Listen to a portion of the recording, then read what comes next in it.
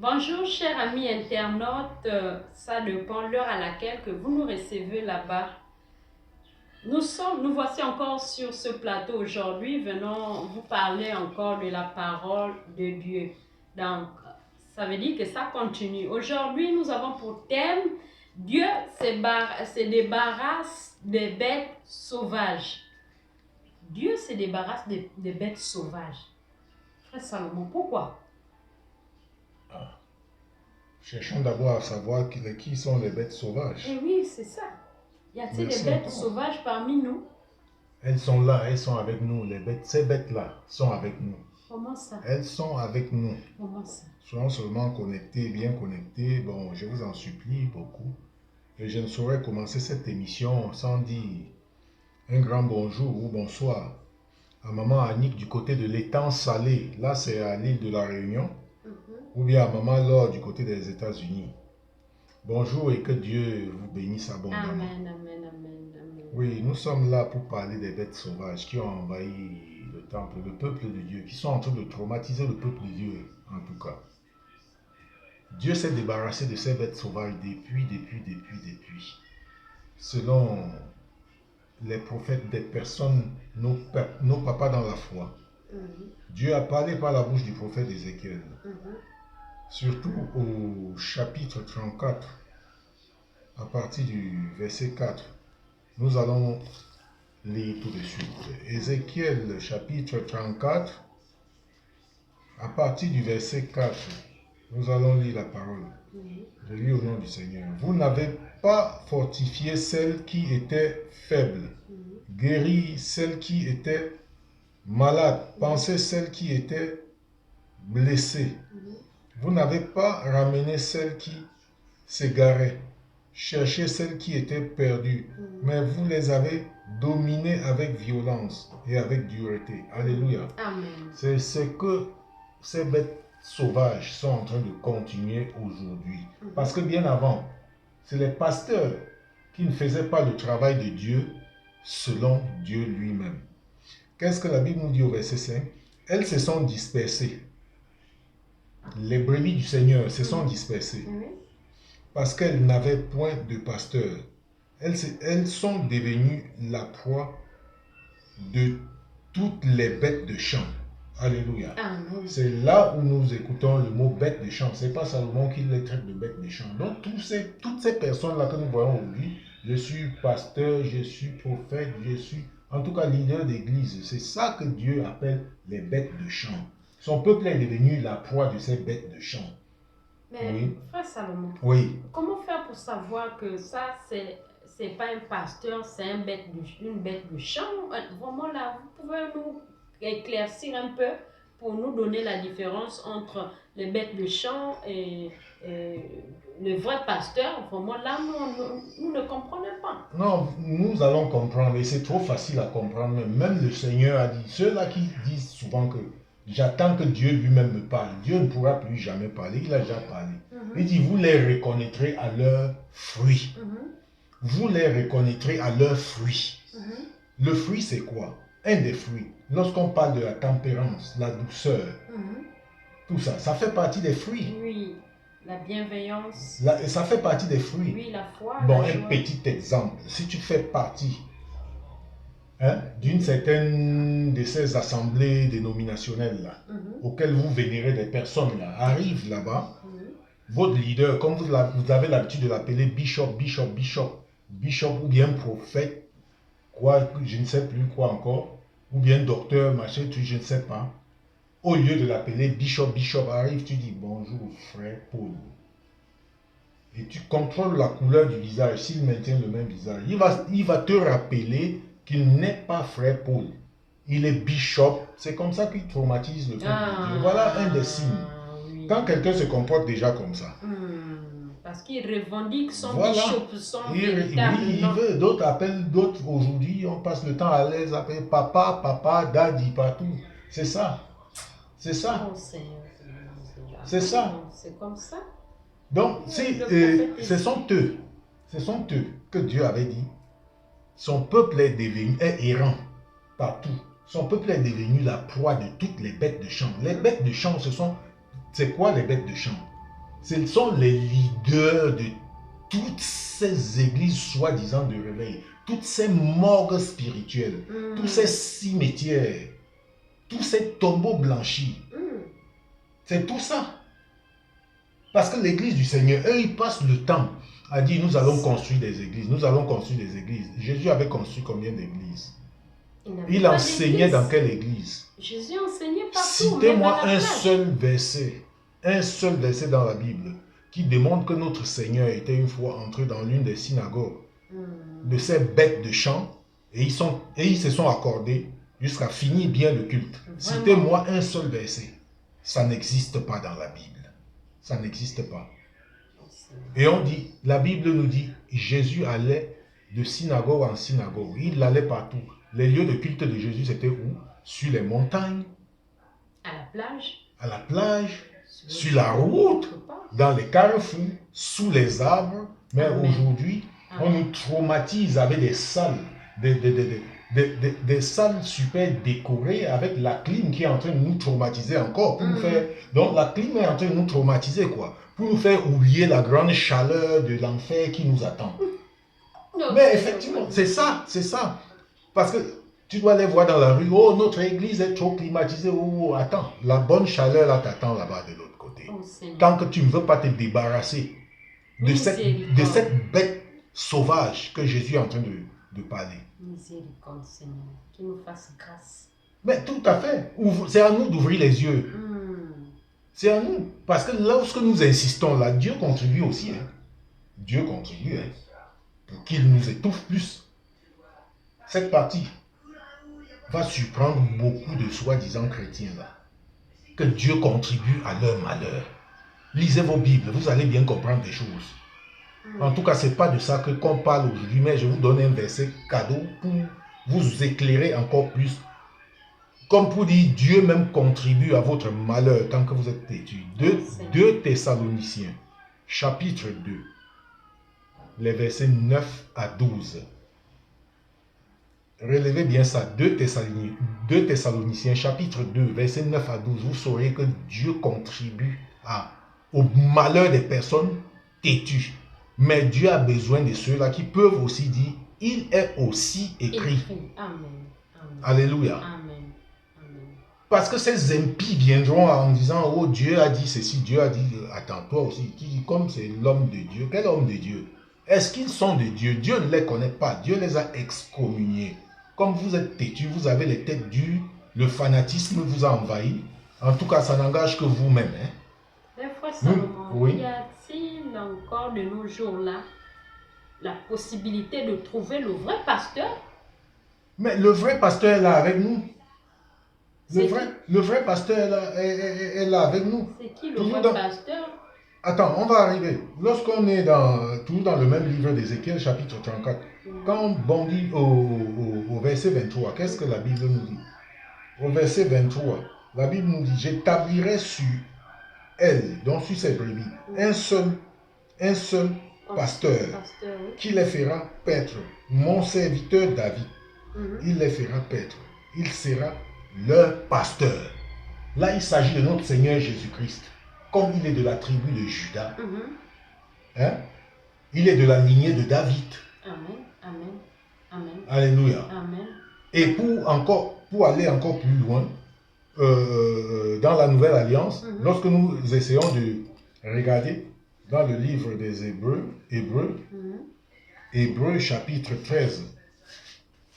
Hébreux chapitre 13, oui. Le vrai et grand pasteur. Parce que d'autres disent que comme Dieu les a excommuniés, où sont les vrais? Donc on va faire comment? S'ils ne sont pas là, vous ne pouvez pas prier. Priez partout où vous êtes. La Bible dit en Matthieu chapitre 18, verset 20. Amen. Là où 2, comme toi et moi, nous sommes là. Où 3 sont là, je suis là. Il est là. Toi et moi, on parle de qui là? On parle de Dieu. Nous parlons de Dieu. Prouvez-moi le contraire que ça, ce n'est pas une église. Si, bien sûr. Ces bêtes de champ là, prouvez-moi le contraire, que nous ne sommes pas dans une église. Oh là là. Hébreux chapitre 13, verset 20, la Bible nous dit quoi là? Hébreux chapitre 13, verset 20, la Bible nous dit que le Dieu de paix, qui a ramené d'entre les morts le grand pasteur des brebis, par le sang d'une alliance éternelle, notre Seigneur Jésus-Christ. Amen, amen. Voilà le grand pasteur. Amen, amen. Comme plusieurs personnes attendent qu'un comédien vienne leur faire un peu quelques démonstrations pour les faire croire qu'en demeurant dans leur position de pécheurs, ils seront bénis. Oh Seigneur. Détrompez-vous, ceux qui pensent ainsi, pour hériter de la bénédiction divine. Il n'y a pas plusieurs clés. L'une des véritables clés, ce n'est que l'obéissance à la parole de Dieu. Marchez selon la volonté de Dieu. Dieu se souviendra de vous. Alléluia. Amen, amen. Ne soyons pas découragés. Ces bêtes de chambre ont envahi partout. Partout. Et le fait donc, le Seigneur a dit, allez par tout le monde, prêchez la bonne nouvelle à toute la création. Lorsqu'on prêche, les personnes paresseuses qui sont trop attachées à ces bêtes de champ, ils disent, on ne peut plus se déconnecter, oh ceci, cela, Qui ont la paresse de méditer. Parce que vous ne voulez pas lire votre Bible. La raison pour laquelle ces bêtes de champ, chacun a sa vision. Hein? Et toutes ces morgues-là, je ne sais pas, tous ces temples de malédiction-là, tous ces temples de malédiction, chacun a son Jésus. Alléluia. Amen, Ce n'est amen. pas le même Jésus. Chacun a son Jésus. Eux, au lieu de dire, notre Jésus disait, et d'ici nous enseigne telle chose, ils disent notre vision. Alléluia. Amen. Quand tu écoutes déjà Notre une église, vision. dit la vision de cette église. Tu vois un peu, la vision de cette église. C'est parce qu'il ne veut pas dire que notre Jésus d'ici. Chaque église a son Jésus. Puisqu'en vous disant que notre Jésus d'ici, ça va attirer votre attention. Voilà. Et Attention. Le masquer comme ça, Voilà. notre vision. Soyons vigilants. Nous avons une et une seule vision. Une et une seule vision. Voilà la vision de l'Éternel. Amen, Seigneur. Vous voyez, voilà la jolie vision de Amen. l'Éternel, ma jolie Bible. Amen. Si tu veux être sauvé, Amen. crois au Seigneur Jésus-Christ. Toi et ta maison, vous serez sauvés. Pas au pasteur, pas à la beauté d'une église. Ça, c'est de la pure comédie. Faisons très très attention ces pasteurs soi-disant. Parce que je ne peux même pas oser faire l'erreur de dire ce sont des hommes de Dieu, ce sont des hommes du diable.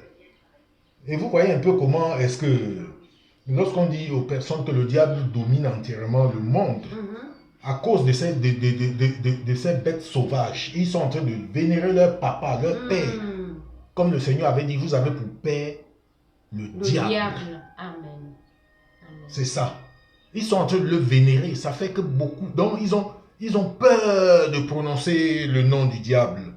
Voilà pourquoi ils jouent avec le nom du Seigneur n'importe comment. Dieu m'a dit que, Dieu m'a dit que. Il n'y a personne d'entre eux pour avoir le courage de dire, oh, papa, Satan m'a dit que. Satan m'a dit que. Ayons quand même un peu de courage. Parce que c'est infidence. Non, non, non, attends. Vous ne pouvez pas le faire. Pourquoi? Vous ne respectez pas votre père. Soyons honnêtes. Soyons honnêtes. Ayons le courage de dire, Satan m'a dit que. Satan m'a dit que. C'est ce nom-là qui sonne mal aux oreilles. Vous ne voulez pas écouter ça? Vénérez votre père comme Vénérez votre père. Pourquoi vous voulez mélanger les pédales? Faisons très très attention. Faisons très attention. Ou nous sommes pour Dieu, ou nous sommes pour le diable. C'est ça.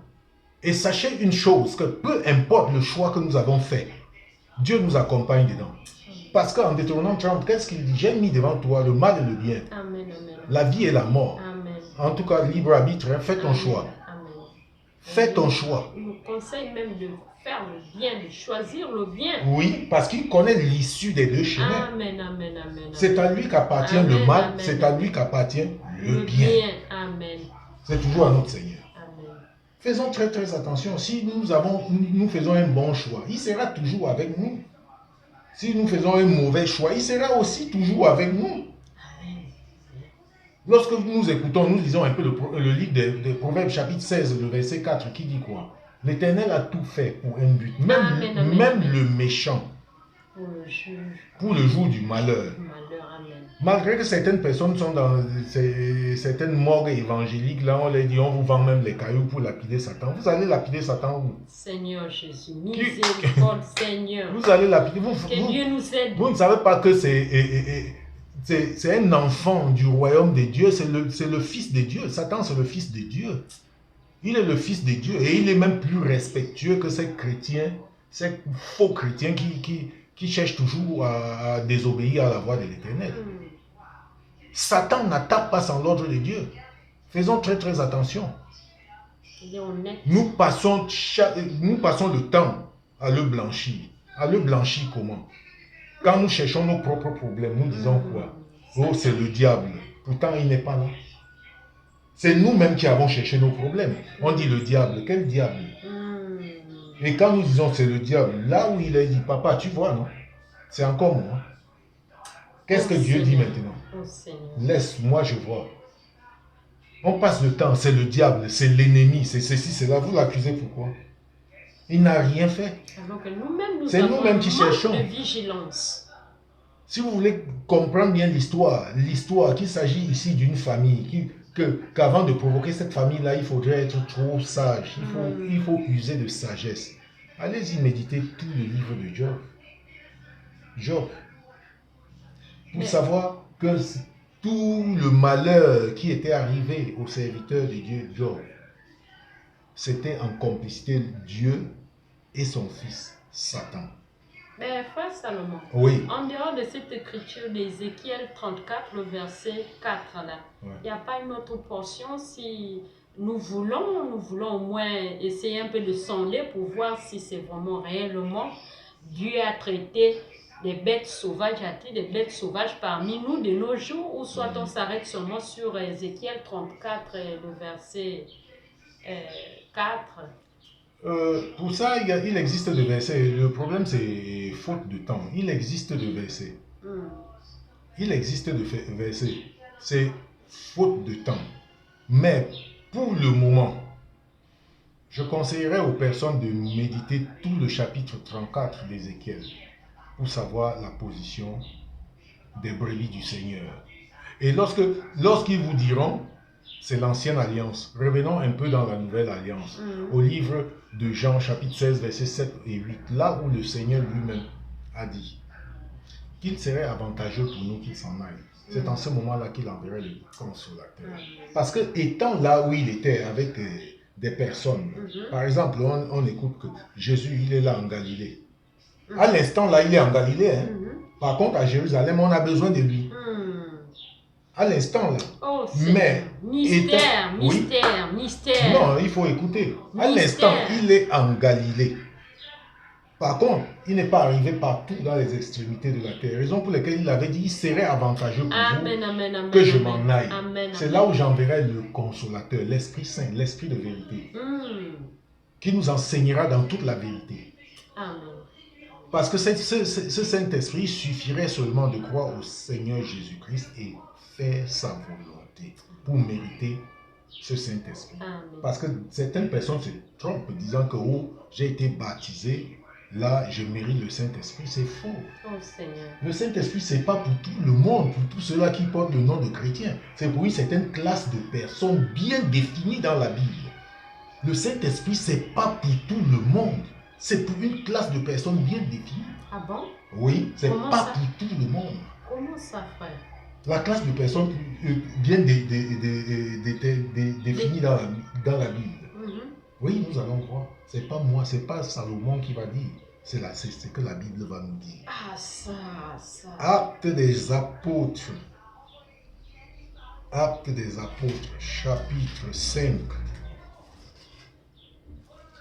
Nous allons lire ensemble. Actes des apôtres, chapitre 5. Un seul verset, le verset 32. Pour savoir que le Saint-Esprit, ce n'est pas pour tout le monde. C'est pour une classe de personnes bien définie. Qu'est-ce que le verset 32 nous dit? Lis avec moi la sœur. Nous sommes témoins de ces choses, de même que le Saint-Esprit que Dieu a donné à ceux qui lui obéissent. Alléluia. Amen. Reprends la dernière phrase là. Oh là là, nous sommes témoins de ces choses, Oui. de même que le Saint-Esprit que Dieu a donné à ceux qui lui obéissent. Non, d'autres vont dire, Dieu a donné à ceux qui sont baptisés. Ah oui, je comprends. Sois baptisé tant que tu n'obéis pas au Seigneur. Tu es accompli. Amen, amen, amen. C'est ça. Amen, amen, amen. Il faut marcher selon les voies de Et Dieu. oui, même là, le Saint-Esprit n'a pas le droit de te visiter. Oui, oui, oui, tant que tu es... Tu n'obéis pas par Oui, manque c'est ça. d'obéissance, mais oui, comme a dit. Oui. Amen. Donc, nous vous remercions afin que Dieu vous bénisse aussi. Merci beaucoup de nous avoir assistés et que Dieu vous bénisse partout là où vous êtes. À nous revoir à la prochaine sur une autre émission qui sera pour thème. C'était quoi le thème prochain? La langue des anges. Nous allons parler sur la langue des anges prochainement. Que Dieu vous bénisse. Alléluia. Bisous à vous tous. Alléluia. Que Dieu vous bénisse abondamment. Amen, et je amen, vous en supplie de partager votre émission. Si l'émission vous a plu, partagez-la. Abonnez-vous massivement sur votre chaîne d'édification pour pouvoir ouvrir les yeux afin de ne plus demeurer la proie de toutes ces bêtes de champ. Dieu les a tous excommuniés. Dieu ne les reconnaît plus. Dieu ne les reconnaît plus. Alléluia. Et que la gloire de Dieu, et que la gloire revienne à Dieu lui seul. Amen.